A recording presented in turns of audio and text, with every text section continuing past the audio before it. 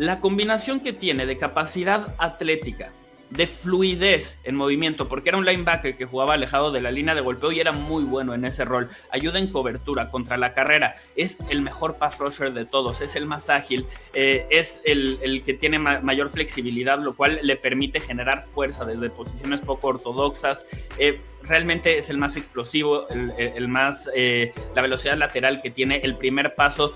En todo eso es el mejor de esta generación. Es abrumador por su combinación de velocidad, de agilidad y de poder, pero también porque se puede alinear en prácticamente cualquier zona del emparrillado. O sea, él es verdaderamente un jugador con coordinador defensivo, inteligente, creativo, lo va a poder utilizar en todas partes. Lo va a poder utilizar en el hombro externo del ala cerrada, en el lado fuerte de la formación. Lo va a poner también de repente enfrente de guardias, parado a moverse de un lado al otro, porque la agilidad lateral que tiene es demasiado para jugadores en el interior de la línea ofensiva.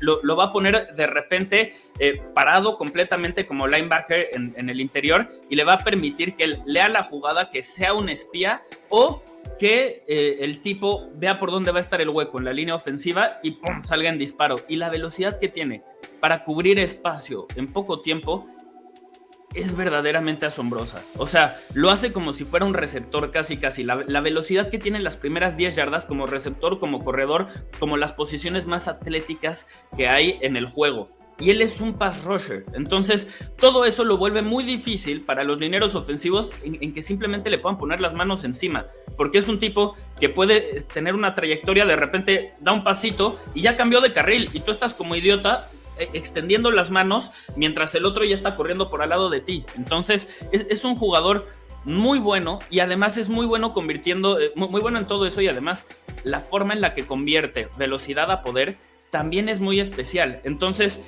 no solo es rápido, lo cual fuerza a que los linieros ofensivos tengan que reaccionar completamente a lo que está haciendo. No lo pueden atacar, no pueden ser proactivos, no, a él lo tienes que esperar y confiar en que lo puedes contener.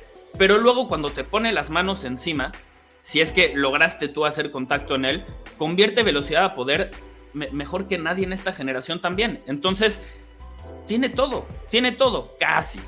No es el jugador perfecto, pero al menos presionando al mariscal de campo, parece que tiene todo, ¿no? Como pass rusher, ahí sí es donde me parece un jugador extraordinario. Ahora, aquí al lado ustedes tienen un gráfico que pueden revisar, que les permite ver la calificación de Pro Football Focus según la zona de la línea defensiva en la cual está alineado, ¿no? Y la calificación de Pro Football Focus la hacen tomando en cuenta la evaluación de cada snap que ha jugado en cada rol. Entonces, es otra opinión distinta a la mía, pero les permite, por lo menos les da una base de dónde afecta más. O sea, no se enfoquen tanto en la calificación como tal, enfóquense en las diferencias. Por ejemplo, Abdul Carter es mucho mejor cuando lo pones a presionar por fuera de la línea defensiva y no por dentro.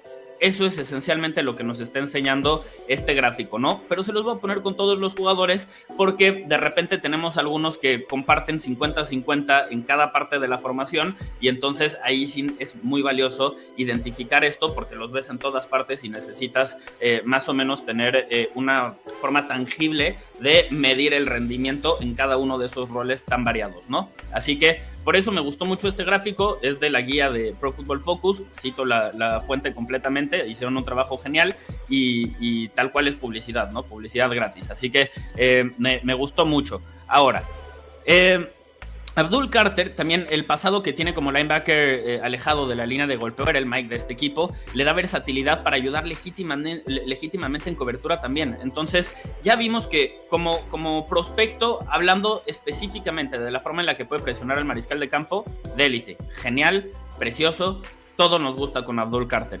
Pero no es la única forma en la cual puede afectar el juego, y eso es lo que lo vuelve especial. Esa es la razón, literalmente es la única razón por la cual empecé con el número 1 este video y no me fui del 20 al número 1, que creo que hubiera sido un poco más interesante para dejar el misterio al final. Pero no quería hablar de Abdul Carter después de 2 horas de video que solo estaban los intensos, porque me parece que es un jugador muy especial. Es mejor que cualquier pass rusher que haya llegado el año pasado, por ejemplo, al draft, desde mi punto de vista. Entonces, si vieron el impacto de Jared Verse, yo creo que Abdul Carter puede ser mejor. Estamos hablando de un prospecto que en muchas generaciones, por ejemplo, en la de Aidan Hutchinson y Trayvon Walker, yo creo que él se va número 1, por encima de Aidan Hutchinson y de Trayvon Walker, porque es la combinación de los dos. Es un freak atléticamente hablando, pero también es un jugador que está bastante avanzado en su desarrollo para ser alguien que tiene una temporada nada más jugando en la línea de golpeo. Entonces, la versatilidad que le da el haber estado 2 temporadas anteriormente jugando como linebacker alejado de la línea de golpeo, eso también creo que es algo que tenemos que resaltar porque lo puedes utilizar en cobertura. Contra la carrera está acostumbrado a leer todo lo que está sucediendo. No es como la mayoría de los linieros defensivos que les dicen, tú presionas por aquí, tú presionas por acá. Tienen una asignación esencialmente, ¿no? Él está acostumbrado a hacer muchas cosas más, a procesar un montón de información adicional a lo que un liniero defensivo promedio. Y eso es una ventaja. Además, la fluidez de su movimiento en campo abierto, eso también es otra ventaja, porque de repente lo puedes poner en la línea de golpeo, que se queda un segundito ahí, después retrocede y va a llegar al mismo punto al cual tendría que llegar como otros jugadores de línea defensiva tradicionales, más pesados, más toscos, que aunque empiecen en cuanto arranca la jugada a retroceder, lo que te da Abdul Carter con su explosividad es que él sí se puede quedar un segundito para ocupar al tackle, para que el tackle lo tenga que respetar, se quede parado, después retrocedes, y entonces si eres creativo con esas cosas, incluso como señuelo, puede ser muy valioso. Y en cobertura no va a ser un problema, ¿no? Entonces esa es otra ventaja. La única cosa que sí me parece que es mejorable es su trabajo contra la carrera. Creo que a ratos no le interesa, a ratos sí, y se ve dominante. Por ejemplo, contra Notre Dame en playoffs, el tipo estaba jugando con un hombro nada más, literal tenía una lesión, y de todos modos no lo podían mover. Y creo que estamos hablando de un jugador, el tipo de jugador de fútbol americano, que no es el mismo en la semana 1 que en playoffs, porque en playoffs deja todo. Y en semana 1 como que dice, vamos a llevarla tranquilo para no lastimarme y que puede estar fresco cuando importa, ¿no? En los playoffs, peleando por Super Bowls, cuestiones como esa. Así que yo creo que todos los jugadores de cierta forma hacen eso, en mayor o menor medida, pero eso quiere decir que de repente no va a tener la actitud al 100 frenando el juego terrestre. Y va a ser vulnerable en ese sentido, ¿no? Contra USC, por ejemplo, terminó un par de veces en el suelo. Hay una en la cual el tackle izquierdo lo camina hacia atrás como 20 yardas y por ahí se escapa el corredor. Esos son detalles que para mí tienes que arreglar, pero quizás es un tema de que solo tiene una temporada jugando en esa posición, solo tiene una temporada con el régimen de entrenamiento que requiere alguien de línea defensiva, porque como linebacker necesitas ser más ágil. Como liniero defensivo, ahí sí puedes enfocarte en ganar masa muscular. Así que quizás cuando llegue a la NFL, sube unos 10 kilos y aunque de repente el motor sea inconsistente, va a dominar. Abdul Carter tiene todo el potencial del mundo, no por nada terminó número 1 a nivel colegial en tacleos para pérdidas de yarda, número 2 en presiones, número 7 en capturas, y todo eso en su primera temporada en la posición, lo cual yo sé que suena repetitivo, pero hay que recalcarlo porque ya es así de bueno sin experiencia. Lo cual quiere decir que probablemente va a ser mucho mejor, ¿no? El potencial es altísimo. Su flexibilidad también está a otro nivel. Si buscas el concepto bend en el diccionario, te salen los highlights de Abdul Carter. ¿Y qué es el bend? Es la flexibilidad de cadera como para girar mientras estás haciendo contacto con el tackle ofensivo, ir girando la cadera para acortar la trayectoria hacia el mariscal de campo. Si lo puedes hacer bien, puede ser un pass rusher de élite. Si no lo puedes hacer bien, probablemente nunca vas a alcanzar ese nivel. Y él es el mejor también en ese aspecto de esta generación. Yo lo veo como un prospecto que en muchos años se hubiera ido primero global. En otras generaciones quizás caiga un poquito, pero no debería de salir del top 3. Es uno de los 3 mejores jugadores de esta generación. Si los Giants o los Browns toman a Shedeur Sanders por encima de Abdul Carter, es para reírnos, de verdad.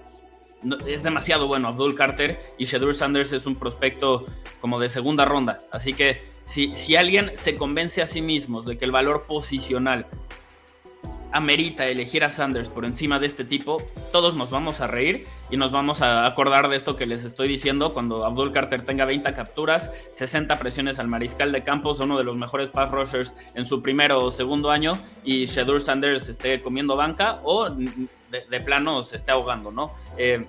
La verdad es que a mí, Abdul Carter, no tengo dudas de que va a funcionar, pero es un jugador que digamos, tampoco es completamente perfecto, ¿no? Ya les mencioné lo que hace contra la carrera.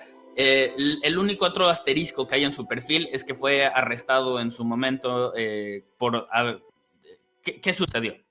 Lo arrestaron, pero lo dejaron ir y no lo cargaron con ningún crimen, no hubo nada, solamente le pidieron que estuviera un año en un programa para prevenir crímenes, ¿no? Esencialmente le dijeron como, oye, a ver, aquí hay algo, porque lanzó al suelo a una persona que era como el ballet parking, y entonces hubo ahí, no le quería dar el coche y el otro lo aventó y en fin, no sabemos exactamente cómo estuvo, ¿no? Capaz que también el tipo nada más lo empujó tantito y como es Abdul Carter y el otro es una persona normal, terminó en el suelo porque es demasiado fuerte y no lo midió, capaz que sí se pasó de tos, en fin, no hubo crimen, no lo cargaron, no hay nada, no lo procesaron en ese sentido, solo lo detuvieron, hablaron con él, lo dejaron libre y tuvo que ir a unas clases para manejar ese tema y prevenir que sucediera algo más, y no ha sucedido algo más. Así que lo único, hay que darles el perfil completo, ¿no? Así que me preguntas The GOAT, ¿quién será el próximo Chase Young? ¿Habrá top de posible bust?